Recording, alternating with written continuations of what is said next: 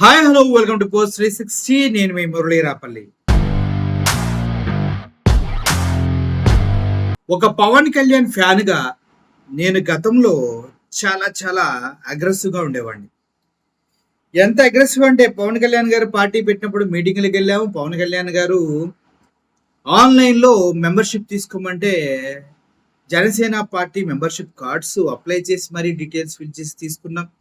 పవన్ కళ్యాణ్ కి hard core fan గా ఉన్న మేము రోజు రోజుకి పవన్ కళ్యాణ్ ని చూస్తుంటే అబ్బా మా నాయకుడు రా నాయనా ఇలా ఉండాలి, కానీ ఆయన చూసిన మేము అమ్మో ఇలా మాత్రం ఉండకూడదురా జీవితంలో, ఇది ఒక బ్రతికేనా, ఈ బానిస బ్రతుకు ఒక బ్రతికేనా, ఛీ అనిపించే విధంగా ఉంది. ఈ విషయాల్లో నేను మీతో ఎందుకు చెప్తూ ఉన్నానంటే, ఎలక్షన్స్ కు ముందు పవన్ కళ్యాణ్ గారు సుగాలి ప్రీతి అన్నాడు, వదిలేసాం. పాప మా అమ్మాయిని కేసును కొట్టేసే దిశగా వెళ్తూ ఉంది, వదిలేసాం. 32,000 మంది అన్నారు తప్పిపోయిన వాళ్ళు, అంటే హ్యూమన్ ట్రాఫికింగ్ చేయబడిన వాళ్ళు. ఆ టాపిక్ వదిలేసాయి. ఎందుకంటే ఎంత చెప్పినా దున్నపోతు మీద వాన కురిసినట్టు కదలకుండా ఎలా నుంచుంటుందో అలా పవన్ కళ్యాణ్ గారు కదలకుండా ఆ బాటల గురించి మాట్లాడట్లేదు. సో మేము కూడా దాన్ని అంతా సీరియస్ గా తీసుకోదలుచుకోవట్లేదు, వదిలేసాం. కానీ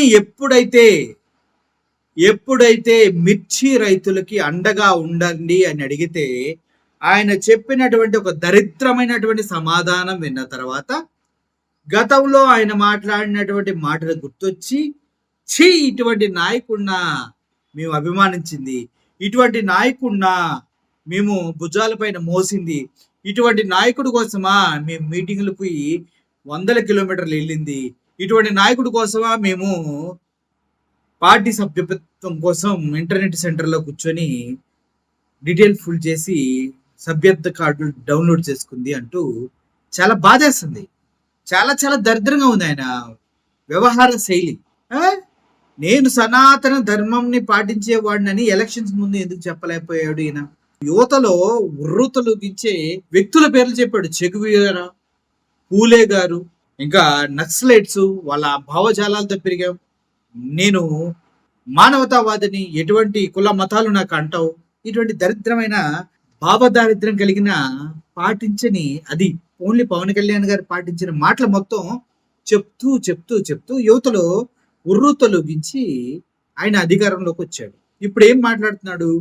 కాషాయం ధరించి నేను సనాతని అని చెప్పుకుంటూ అయినా కూడా సనాతన ధర్మాన్ని పాటించే వ్యక్తిగా, మాట మీద నిలబడలేని సిగ్గులేని వ్యక్తిగా పవన్ కళ్యాణ్ మారారా అంటే మరి నాకైతే చాలా బాధేస్తుంది అలా మారినందుకు.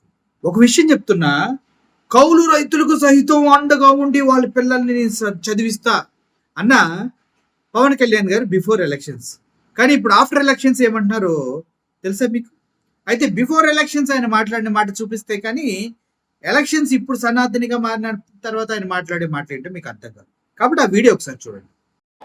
నేను ఈ రోజున మీకు ఒకటే మాట ఇస్తున్నాను, ప్రతి కౌలు రైతుకి, ప్రతి రైతుకి మీరు మాకు అన్నం పెట్టారు, రైతుకి చెప్తున్నాను, మీ గిట్టుబాటు ధర కానీ, మీ కష్టాల్లో మేము భుజం కాసేది కానీ మీకు అండగా ఉంటాం.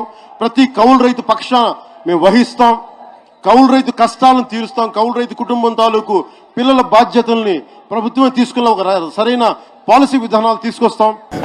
Regarding chili farmers, we will speak to Honorable CM and then we will get back and see how the actions are. Because I am not the agriculture minister. The more information is with them, so I'll speak to the cabinet members and we will get back. చూశారు కదా రైతుల గురించి ఏం మాట్లాడాడు? మధ్య ప్రాణ ప్రియుల కడుపు కోసే ఉద్యోగం అని వాగాడు. ఇప్పుడు ఏం పీకుతున్నాడు? మద్యపానం రేట్లు పెరిగితే ఏం పీకట్లా, అలాగే ఉన్నాడు. రైతులు మిర్చికి ధర లేదు, పత్తికి ధర లేదు, టమాటాకి ధర లేదు, చెరకుకు ధర లేదు. ఇలా చెప్పుకుంటూ పోతే ఆంధ్ర రాష్ట్రంలో ఎక్కడ చూసినా కూడా ఏ పంటకి కూడా మద్దతు ధర దొరకట్లేదు, కనీస ధర కూడా దొరకట్లేదు. పండించిన రైతు ఏమి తాగి చచ్చిపోవాలరా అన్న ఆలోచనలో ఉంటున్నారు. అర్థమవుతుందా పవన్ కళ్యాణ్ గారు? ఇటువంటి తరుణంలో నువ్వేమంటావు?